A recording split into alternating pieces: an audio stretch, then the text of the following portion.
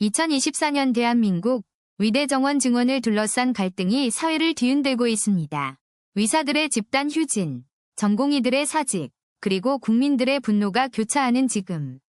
우리는 왜 이토록 의사라는 직업에 집착하게 되었을까요? 1960년대 대한민국, 전쟁의 폐허 속에서 가장 확실한 성공의 사다리가 있었습니다. 바로 의사, 판사, 그리고 교수라는 세 가지 직업이었죠.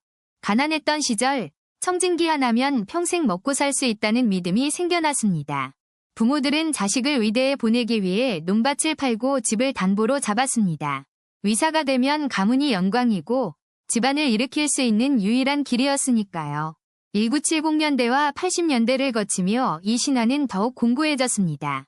경제개발 시대, 의사는 고소득 전문직의 상징이 되었고 의대 입학은 곧 신분 상승의 티켓이라는 공식이 만들어졌습니다. 그런데 이상한 점이 있습니다. 21세기인 지금도 이 공식이 여전히 작동한다는 것. 인공지능이 발달하고 수많은 새로운 직업이 생겨나는 시대인데도 말이죠. 2023년 서울대 의대 합격선은 전국 상위 0.01% 수준입니다.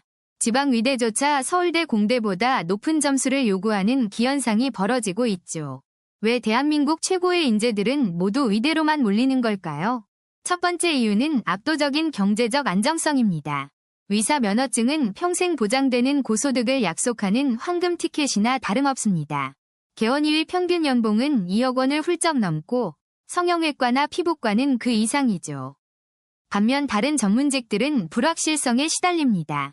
변호사는 합격해도 취업이 어렵고 공학자는 대기업에 들어가도 구조조정 위험이 있습니다. 두 번째 이유는 사회적 지위와 존경입니다. 여전히 한국 사회에서 의사는 최고의 신뢰와 존경을 받는 직업입니다. 결혼 시장에서도 사회적 관계에서도 의사라는 타이틀은 강력한 힘을 발휘하죠. 세 번째는 교육 시스템의 구조적 문제입니다. 우리의 입시 제도는 점수로 서열화된 대학과 학과를 만들어냈고 그 정점에 의대가 자리 잡으면서 최고 점수를 받은 학생은 당연히 의대로 가게 됩니다. 적성이나 꿈과는 상관없이 점수가 되니까 의대를 선택하는 거죠. 네 번째는 의료 시스템의 독점 구조입니다. 의사만이 할 수 있는 의료 행위의 범위가 지나치게 넓고 간호사나 다른 의료 인력에게는 권한이 극도로 제한되어 있습니다. 이런 독점 구조가 의사의 희소성과 가치를 인위적으로 높이고 있는 것이죠. 그렇다면 이 집착은 과연 건강한 것일까요? 다음 파트에서는 의대 집중 현상이 우리 사회에 미치는 영향을 살펴보겠습니다. 과연 이 신화는 계속되어야 할까요? 아니면 깨뜨려야 할까요? 그렇다면 의사라는 직업은 정말 우리가 생각하는 것처럼 완벽한 선택일까요? 통계청 자료를 보면 의사의 평균 연봉은 약 1억 5천만 원 수준입니다. 물론 높은 수치이지만 개원이와 봉직이의 격차는 생각보다 큽니다. 실제로 대학병원 전공의들은 주당 80시간 이상 일하는 경우가 많습니다. 시간당 임금으로 환산하면 생각보다 높지 않다는 게 현실이죠. 그런데도 왜 우리 사회는 의사를 최고의 직업으로 여기는 걸까요? 여기에는 한국 사회만의 독특한 역사적 배경이 숨어 있습니다. 1960년대 산업화 시대로 돌아가 보겠습니다. 당시 한국은 절대 빈곤에서 벗어나기 위해 필사적으로 노력했습니다. 그 시절 안정적인 전문직은 손에 꼽을 정도로 적었습니다.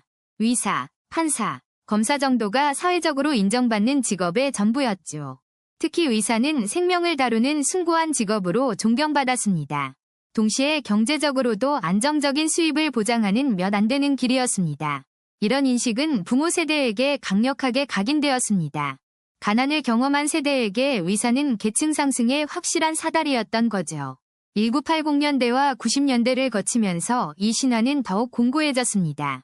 경제가 성장했지만 여전히 안정적인 전문직은 제한적이었습니다.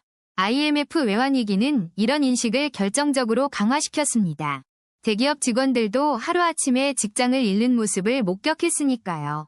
하지만 의사는 경제 위기 속에서도 흔들리지 않는 직업으로 보였습니다. 부모들은 자녀만큼은 안정적인 삶을 살기를 간절히 원했습니다. 그 결과 의대 입시 경쟁은 갈수록 치열해졌습니다. 2000년대 들어서도 이런 현상은 전혀 약해지지 않았습니다. 오히려 정보화 시대가 오면서 의대 선호는 더욱 심화되었습니다. 다른 전문직들은 기술 발전으로 위협받는다고 여겨졌기 때문입니다. 하지만 의료는 인공지능으로도 대체할 수 없다는 믿음이 퍼졌죠. 여기에 언론도 한몫했습니다. 매년 의대 합격자들의 성공 스토리가 뉴스를 장식했습니다. 지방 소도시 출신이 명문 의대에 합격했다는 식의 보도가 반복됐죠. 이런 서사는 의사가 여전히 계층 이동의 수단이라는 환상을 심어줬습니다. 그런데 정작 의대생들은 어떤 생각을 하고 있을까요? 한 설문조사에 따르면 의대생의 40%는 적성보다 안정성을 선택했다고 답했습니다. 순수하게 의학에 대한 열정으로 입학한 학생은 생각보다 적었습니다. 이것이 바로 우리 사회가 만들어낸 의사 신화의 민낯입니다. 과연 이런 구조가 건강한 사회라고 할 수 있을까요? 다음 장면에서는 이 시스템이 만들어낸 부작용을 살펴보겠습니다. 의대 집중 현상이 우리 사회에 어떤 그림자를 들이오고 있는지 말이죠. 지금부터 그 이면을 하나씩 파헤쳐 보겠습니다. 그렇다면 이제 핵심 질문을 던져야 합니다. 왜 우리는 60년이 넘도록 의사라는 직업에 이토록 집착하는 걸까요? 단순히 돈을 많이 벌어서일까요? 아니면 사회적 지위가 높아서일까요? 사실 이유는 훨씬 더 복잡하고 깊습니다. 첫 번째 이유는 바로 압축 성장의 트라우마입니다. 1960년대 우리나라 1인당 국민소득은 100달러도 안 됐죠. 절대 빈곤 속에서 살아남기 위해 우리 부모 세대는 오직 한 가지만 생각했습니다. 안정적인 직업이었죠. 그 시절 의사는 전쟁이 나도 경제위기가 와도 절대 굶지 않는 직업이었습니다. 생존의 보증수표였던 거죠. 두 번째 이유는 교육을 통한 계층 상승의 신화입니다. 가난해도 공부만 잘하면 의대에 갈 수 있었던 시절이 있었죠. 실제로 1970년대와 80년대에는 지방 출신 가난한 학생들이 의대에 진학해서 계층 상승을 이루는 경우가 많았습니다. 이런 성공 사례들이 신화가 되어 대를 이어 전해졌고 의대는 개천에서 용나는 유일한 통로로 각인됐습니다. 세 번째는 유교 문화의 영향입니다. 조선시대 양반이 가장 존경받았듯이 현대 한국에서는 의사가 그 자리를 차지했죠.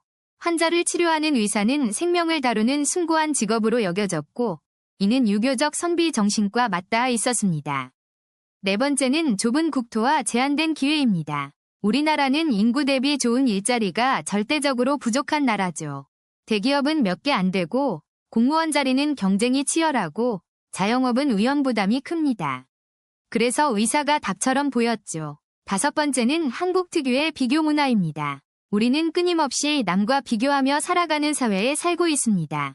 친척 모임에서, 동창회에서, 심지어 아파트 엘리베이터에서도 자녀의 직업은 중요한 비교 대상이 됩니다.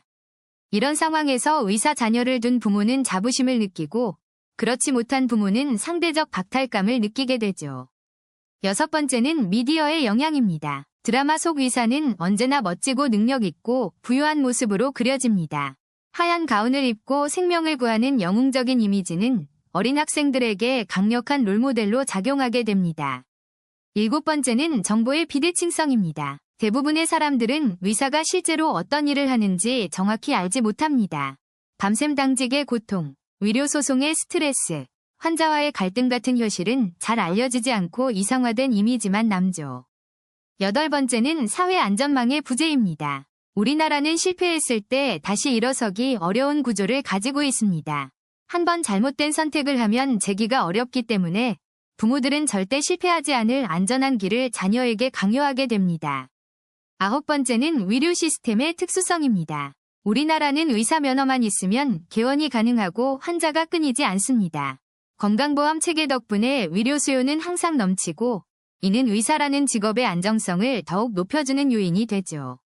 열 번째는 입시 제도의 문제입니다. 우리나라 입시는 점수로 모든 것을 서열화하는 구조를 가지고 있습니다.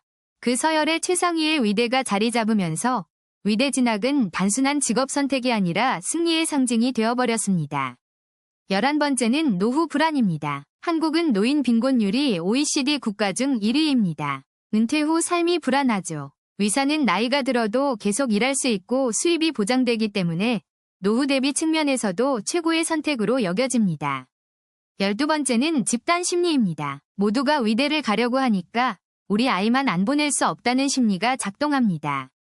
이런 집단 심리는 눈덩이처럼 커져서 의대 열풍을 더욱 가속화시키고 이제는 멈출 수 없는 거대한 흐름이 되었습니다. 13번째는 대안의 부재입니다. 의사 말고 이만큼 안정적이고 존경받고 수입도 좋은 직업을 찾기가 쉽지 않습니다. 변호사는 합격률이 낮고 대기업은 구조조정 위험이 있고 공무원은 수입이 적습니다. 결국 의사가 최선처럼 보이죠. 14번째는 부모의 대리 만족입니다. 자신이 이루지 못한 꿈을 자녀를 통해 실현하려는 욕구가 작동합니다. 의사가 되지 못한 부모 세대가 자녀를 의대에 보내면서 자신의 한을 푸는 경우가 의외로 많습니다. 이 모든 이유들이 복합적으로 얽히면서 의대 집착이라는 한국 사회의 독특한 현상이 만들어진 것입니다. 60년이 넘는 시간 동안 형성된 이 신화는 이제 우리 사회 깊숙이 뿌리내려 쉽게 바뀌지 않는 구조가 되어버렸습니다. 그렇다면 이 집착에서 벗어날 방법은 없는 걸까요? 다음 마지막 파트에서 해법을 함께 고민해 보겠습니다. 그렇다면 이제 우리는 어떻게 이 의사 신화에서 벗어날 수 있을까요? 먼저 우리 사회가 인정해야 할 것이 있습니다. 의사만이 성공의 길은 아니라는 사실입니다. 독일과 프랑스에서는 직업교육을 받은 기술자가 대학 졸업자보다 더 높은 대우를 받기도 합니다. 스위스의 명품 시계 장인들은 의사 못지않은 사회적 존경을 받으며 살아갑니다. 핀란드에서는 교사의 사회적 지위가 의사와 동등하거나 오히려 더 높게 평가됩니다. 하지만 한국에서는 여전히 의사가 아니면 성공한 인생이 아니라는 편견이 강합니다. 이런 왜곡된 인식은 우리 사회 전체의 인재 배분을 심각하게 비효율적으로 만들고 있습니다. 매년 수천 명의 최상위권 학생들이 오직 의대만을 목표로 재수와 삼수를 반복합니다. 그들이 공학, 자연과학, 인문학으로 갔다면 우리 사회는 얼마나 더 발전했을까요? 실제로 한국의 기초과학 연구 인력 부족은 심각한 수준입니다. 노벨상을 받을 만한 연구를 할 인재들이 모두 병원에서 환자를 보고 있는 현실입니다. 이제는 교육 시스템 자체를 근본적으로 바꿔야 할 때입니다. 입시 제도가 오직 의대 진학만을 최고의 목표로 설정하는 구조를 깨뜨려야 합니다. 다양한 분야의 전문가들이 사회적으로 존중받고 경제적으로도 안정될 수 있어야 합니다. 의료 시스템도 개혁이 필요합니다. 필수 의료 분야에 대한 보상 체계를 강화해야 합니다. 소아과, 산부인과, 응급의학과 같은 필수 진료 과목이 외면받는 현실을 바꿔야 합니다. 의사 수를 늘리는 것만이 아니라 의료 자원의 효율적 배분이 더 중요합니다. 지역 간 의료 격차를 해소하고 공공의료를 강화하는 정책이 시급합니다. 동시에 우리 사회의 직업관 자체를 바꾸는 문화적 변화가 필요합니다. 부모들이 자녀에게 의대만을 강요하는 관행에서 벗어나야 합니다. 각자의 적성과 재능을 존중하고 다양한 진로를 인정하는 사회 분위기가 만들어져야 합니다. 언론도 책임이 있습니다. 의대 합격 수기와 의사 성공 스토리만 집중 조명하는 보도를 멈춰야 합니다. 다양한 분야에서 사회에 기여하는 전문가들의 이야기를 더 많이 전해야 합니다. 기업들도 채용 과정에서 학벌과 전공보다 실제 역량을 평가하는 시스템을 구축해야 합니다.